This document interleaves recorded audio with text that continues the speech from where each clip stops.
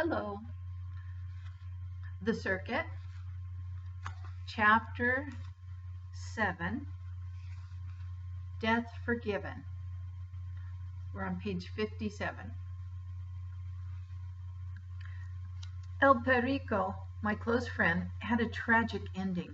He was a red, green, and yellow parrot that had been smuggled from Mexico by Don Pancho, an undocumented farm worker who was my father's friend. When we first got El Perico, he spent most of the time in a makeshift wire cage Roberto, my older brother, built for him. But once he learned to trust us, he became a family member. El Perico wandered around freely in the dilapidated garage where we lived while harvesting Mr. Jacobson's vineyards. Whenever he was out of the cage, we closed the garage door, the only opening large enough for him to fly out.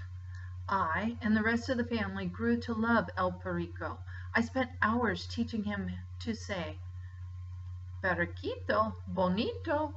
His favorite pastime was walking back and forth across a thin, long wire that my mother sometimes used for hanging our clothes to dry. It stretched from one end of the garage to the other. I would place a great box directly underneath El Perico, climb on it, stretch out my arm, and hold my index finger close to his toes that he would perch on it. He would slowly walk sideways, tilting his head from side to side, repeating, "Periquito, bonito, periquito, bonito," as he grabbed onto my finger. I would lift him and bring him close to my face, touching my nose to his beak.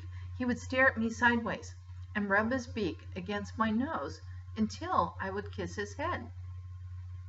The affection El Perico and I had for each other was matched only by his attachment to Caterina, a spotted black cat that belonged to Chico and his wife, Pilar, a young Mexican couple like the parent who were undocumented. They lived in one of the stables next to our garage. Chico, Pilar, and Caterina visited us often in the evenings after work. El Perico and Caterina grew on each other little by little. Finally, they became such good friends that they even ate leftovers, beans, rice, potatoes, from the same plate.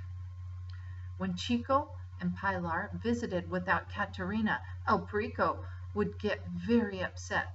He would flap his wings and make such a loud shrieking sound that it made the wire vibrate.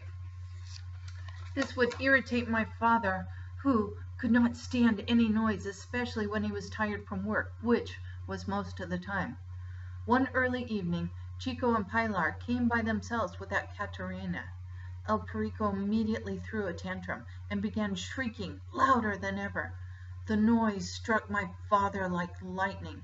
He had been in a terrible mood the last few days because he was not sure where we would work now that grape season was almost over. Covering his ears with his hands, he bolted to the corner of the garage, grabbed the broom, and swung with all his might at my friend who was perched on the wire. Red, green, and yellow feathers scattered everywhere. El Perico hit the floor like a wet rag. Instantly, Roberto, Mama, and I started wailing.